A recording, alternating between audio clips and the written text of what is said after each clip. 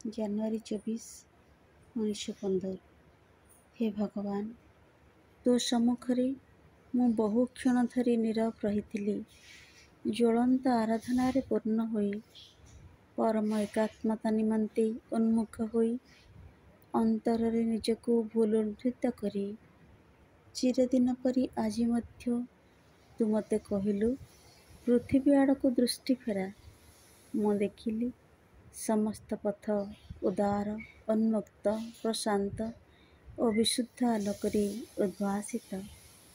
ମୂକ ଆରାଧନାରେ ମଗ୍ନ ହୋଇ, ତୋର ଦିବ୍ୟ ସଂକଳ୍ପରେ ପୂର୍ଣ୍ଣ ହୋଇ ମୁଁ ପୃଥିବୀ ଆଡ଼କୁ ଫେରିଲି।